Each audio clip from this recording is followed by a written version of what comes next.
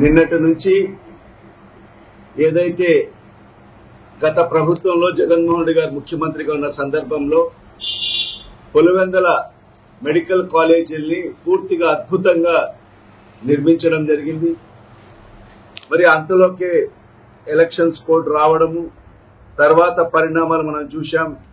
మరి ఏదైతే కూటమి ప్రభుత్వ అధికారులకు వచ్చిన తర్వాత మరి ఈ జిల్లా ప్రజల మీద కక్షతో, మరి ఈ జిల్లాలో ఉండే పేద విద్యార్థుల మీద కక్షతో మరి ఈరోజు ఆ మెడికల్ కాలేజ్ ఏదైతే national medical council of India వాళ్ళు కేటాయించిన సీట్లను మాకు వద్దు, మేము ఈ కాలేజీని నిర్వర్తించలేమని చెప్పి మరి ఈ కూటమి ప్రభుత్వము మరి చంద్రబాబు నాయుడు గారు మరి కేంద్ర ప్రభుత్వానికి రాసి ఇవ్వడం జరిగింది.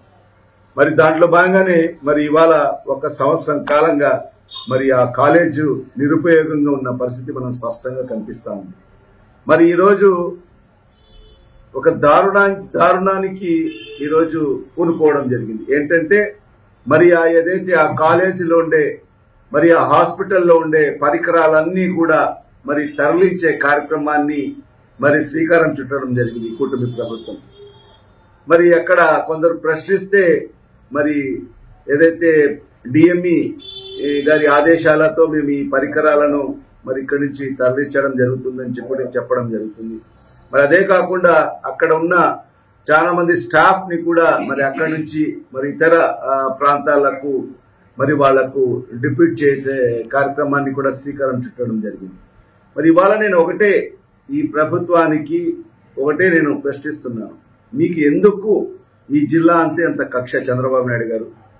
మరి అదేవిధంగా అక్కడ ఒక మెడికల్ కాలేజ్ ఉండాలి, ఎందుకంటే అత్యంత వెనుకబడిన ప్రాంతము పులివెందుల ప్రాంతము.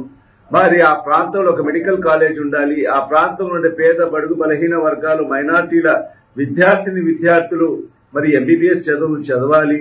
మరి ఆ ప్రాంతంలో ఉండే వాళ్ళకందరికి కూడా పేదలకందరికి కూడా ఒక మెరుగైన వైద్యం అందించాలి అని ఆలోచనతో మరి సుమారుగా 550 కోట్ల రూపాయలు వెచ్చించి ఒక మహా అద్భుతంగా ఒక మెడికల్ కాలేజ్ అక్కడ నిర్మాణం చేసి పూర్తి స్థాయిలో నిర్మాణం చేసి మరి అది ప్రజలకు అందుబాటులోకి తీసుకురావాలని ఒక మంచి ఉద్దేశంతో, అది కూడా ప్రభుత్వ ఆధ్వర్యంలో మరి జగన్మోహన్ రెడ్డి గారి ఆలోచన చేసి మరి అది తీసుకొస్తే మరి ఈరోజు ఈ ప్రభుత్వం మరి చంద్రబాబు నాయుడు గారు మరి పులివెందుల మరి ఆ ప్రాంత ప్రజల మీద కక్షతో, ఎందుకంటే అది ఆ కాలేజీ ప్రారంభమైతే జగన్మోహన్ రెడ్డి గారికి పేరు వస్తుందని చెప్పి మరి ఈరోజు ఈ రాష్ట్రంలో 10 మెడికల్ కాలేజీలు మరి ఈరోజు ప్రైవేట్ వ్యక్తులకు దారదత్తం చేసేదానికి ఈరోజు అడుగులు ముందుకేస్తున్నారు.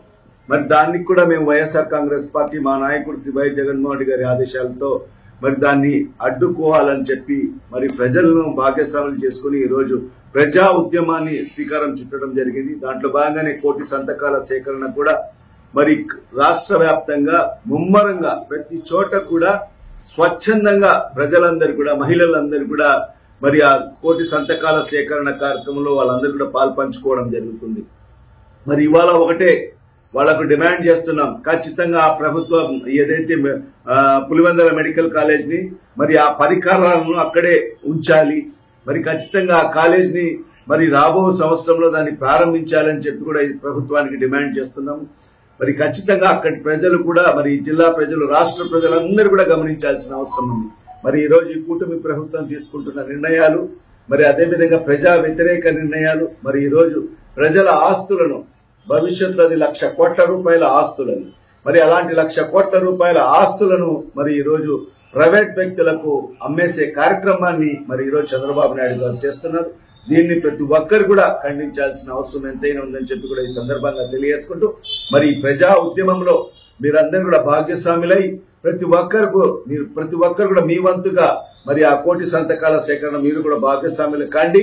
మరి అదేవిధంగా పులివెందుల మెడికల్ కాలేజీకి సంబంధించి కూడా మరి ఆ పరికరాలు మరి అక్కడి నుంచి మరి తరలించుకోకుండా ప్రతి ఒక్కరు కూడా అడ్డుకోవాలని చెప్పి కూడా ఈ సందర్భంగా పిలుపునిస్తున్నారు.